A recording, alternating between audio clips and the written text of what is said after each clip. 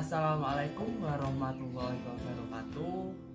Perkenalkan, nama saya Helmi Aulawi dengan NIM K1521032. Di sini saya akan mempraktekkan cara penggunaan alat ketam manual. Tapi sebelum saya mempraktekkan untuk menggunakan alat ketam manual, sebaiknya kita mengetahui bagian-bagian dari ketam manual ini. Bagian-bagian alat ketam manual yaitu yang pertama ada blok ketam, yang kedua ada pegangan ketam kayu ini, yang ketiga ini ada pisau utama, yang keempat ada pisau penebal, yang kelima ada pasak untuk mengencangkan pisau-pisau ini agar tidak bergerak. Kegunaan ketam manual tersendiri yaitu untuk menghaluskan kayu dan juga untuk membuat kayu menjadi siku.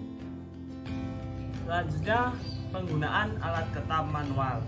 Yang pertama, kita harus mempersiapkan kayu yang tidak cacat dan lapuk sesuai dengan keperluan. Jadi yang pertama itu kita harus menyiapkan kayunya yang tidak cacat dan tidak lapuk dan sesuai keperluan kita untuk menggunakan apa.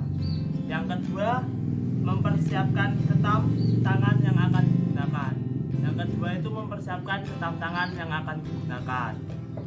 Yang ketiga, menempatkan kayu di atas bangku kerja dengan posisi kayu cekung menghadap ke bangku kerja. Jadi yang ketiga itu kita menempatkan kayu di atas bangku kerja yang cekung biar kayu ini tidak bergerak.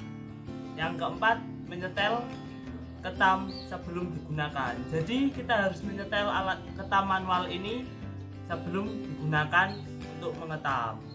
Terus cara menggunakan alat ketam yang baik ialah kita memegang pegangan ketam. Yang kedua, jari telunjuk ada di depan. Yang ketiga, jari jempol ada di belakang. Terus kita mulai menyerut kayu tersebut.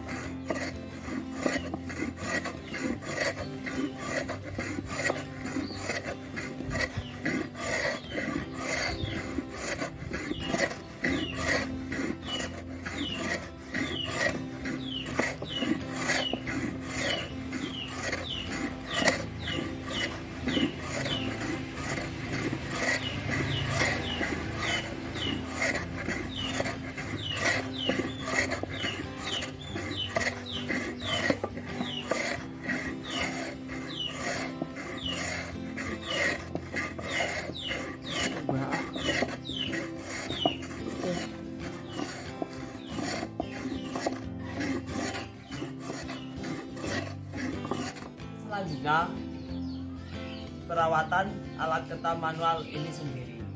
Yang pertama, kita harus membersihkan serutan-serutan kayu dari ketam ini.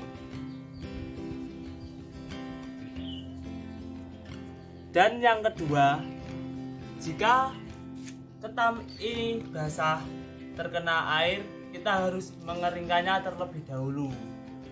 Seperti contoh, kita mengelapnya dengan kain kering ataupun dengan cara menjemurnya.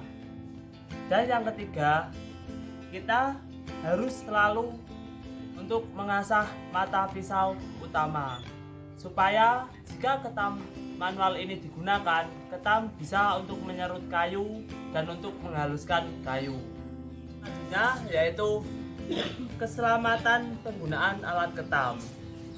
Kesemua alat pekerjaan tentunya memiliki prosedur keselamatan, yaitu juga termasuk alat ketam ini juga memiliki prosedur keselamatan.